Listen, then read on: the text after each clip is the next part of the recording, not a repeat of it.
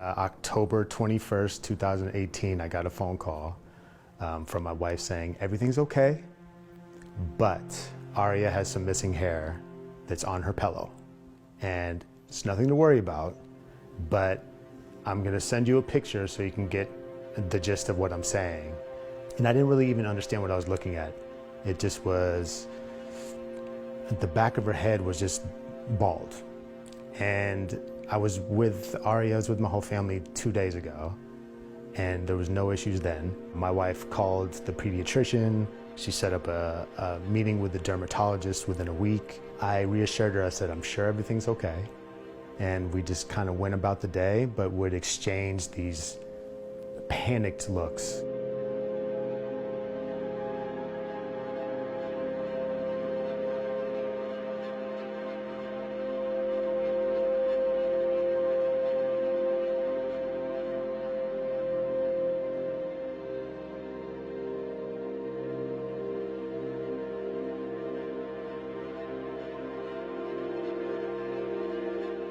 And they're saying, our treatment is acid.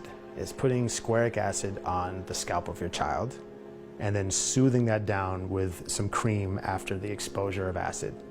And they made sure that we knew you have to use gloves because it'll burn your hands. And the response her body got, it breaks my heart to see this to this day. It's like the word blistering doesn't even capture it.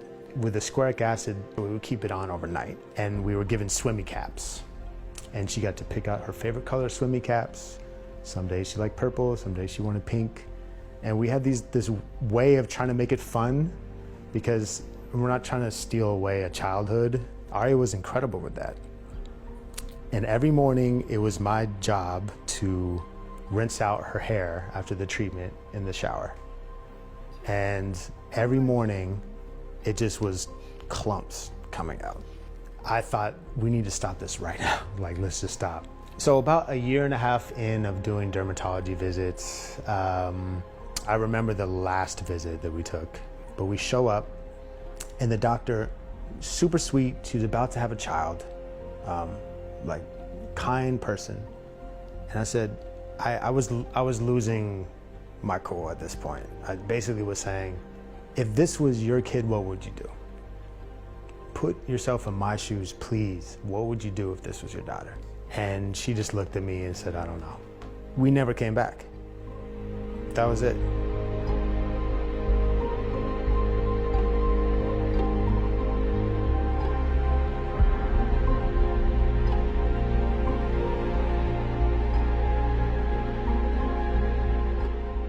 And at that point, I just started Googling again, mold, alopecia, and started finding these connections.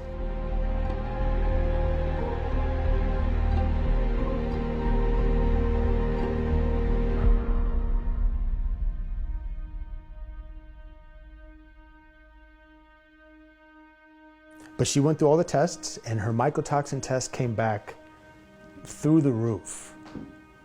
Mycotoxin A, through the roof. We had exposure from lead. She was like a barometer of health for the home, you know, and it just was, it hurts my heart that she was the one that had to be the one to tell us that our house wasn't healthy. And the window was that moment where it was the aha moment, when they removed the window and it was falling apart in the room like pulled pork. That was like, this is it. We found the missing link. And she stayed in her room again for the next week. And as they replaced her window, little pops of hair started popping up, and maybe like even the eyebrows started popping up a little bit. We're like, whoa, what's happening? All of a sudden, within a day or so, this patch just went doof in the back of her head. And we haven't seen a patch that thick in years. Her whole body switched, just like it felt safe again. You guys told me it's gonna be over someday. That made me feel hopeful. If you were sitting in a house that was on fire, you would probably leave the house or figure out how to put the fire out. You're not just gonna sit there. This is similar to that. This is the toxin that is slowly eating you from the inside. It's horrible.